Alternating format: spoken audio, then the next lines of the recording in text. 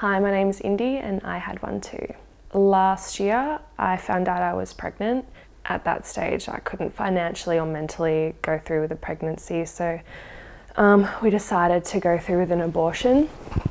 I called up my mum as soon as I found out, and she was just the best. She was just like, okay, that's fine.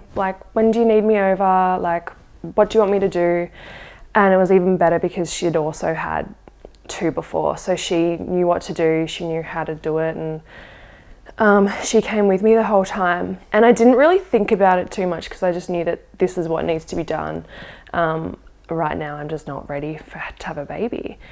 Me and my boyfriend sorted it all out. We went to the doctor, and here it was pretty sweet. I didn't have any problems with the doctor. I knew her and she was really helpful about it all. And actually, the only bad thing about that part was having to go through with an ultrasound. She knew that I was going through with an abortion, but she showed me the screen. And Ben wasn't with me, so I didn't really know what to do. But she showed me the whole thing, and she was just like, "This is your baby. This is when it will be due." And I'm just like, "Oh my gosh, no, I don't want to hear that at all." Ended up coming out and calling my mum straight away, and then she got on the phone call to the lady and gave her an earful, so that helped me. At the clinic, they were really great and talked me through it all, and I went through Maria Stropes, and it was awesome. Going through with it, I was at home, I went back down to my mum's house, and I was with her the whole day, and I had the tablet, and it was probably the worst pain that I have ever been in. And at points I was screaming. It was so painful, and I had no idea that it was going to be that painful. I thought that it was just going to go and that I would have absolutely no idea about it, but it was so painful, and it would just come in waves. It kind of finally stopped. Mum gave me some sleeping tablets so I could just sleep through it, but took me a few days to kind of get over that pain. And then this year, pretty much 9 months after I had the first abortion, I had found out I was pregnant again. And I was just so angry at myself because I was like, how the hell have we done this again? I thought we were so smart. And then 6 hours pretty much after that, I found out my mum died.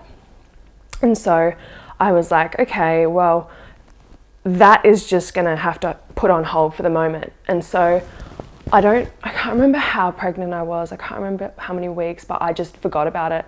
And I was just like, nah, this is gonna wait. I'm gonna deal with it when I deal with it. But right now I have so much more to worry about. I just kind of blocked that out, and I spoke to my boyfriend about it, and we were just like, all right, well, when you're feeling ready, that's when we'll go sort it out. That's when we'll figure it out. I had to move over to Perth to be with my family. It finally got to that stage where it was my cousin who really made the effort to be like, all right, this is something that we're gonna have to do now.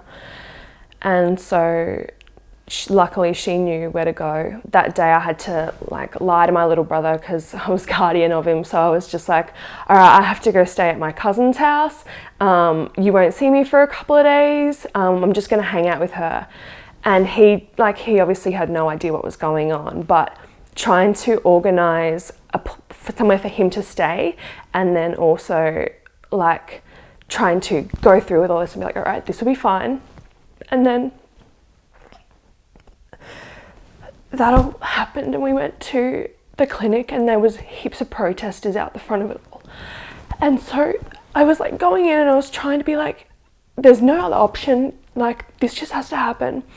And it was hard because my boyfriend obviously wasn't there, and he was in Melbourne, so trying to do that long distance where it was okay, well, this is what I'm gonna do today, this is what's gonna happen.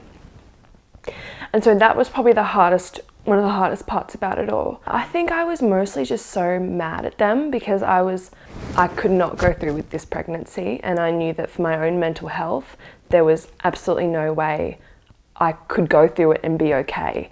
And for them to be there and being like, think of your baby, like, we can help you. And I was like, you can't help me. Like, what are you gonna do? There's no way that you can help me. And I felt like I just wanted to let them exactly know what was going on and being like, you have absolutely no idea. So don't put this hatred and feel it to people who just, you know, they're like, it's so hard. But then when I went under, it was the quickest thing. I think it was like not even 15 minutes or something. And then I got sent to this room and I just kind of woke up and she was like, okay, this is what's gonna happen. And then she's like, all right, now you can go. And then my cousin just picked me up and she goes, is that just, and I'm like, I think that's just done. I was like, did that just really happen? Because I felt no different. Like, I wasn't in pain, but it was just so weird. And it was like this kind of, like, we both just kind of sat in silence on the car ride home being like, I can't believe that this build up of like emotions and then for it to be over in like a second and just be like, oh my God, well, I guess I'm not pregnant anymore. Like, I can kind of breathe a little bit better. And it was like a massive sigh of relief to know that like I don't have to do that again. And I got like the IUD implanted, so I'm not gonna have to worry anymore. But it was just the biggest roller coaster of emotions for something that happened in like 15 minutes.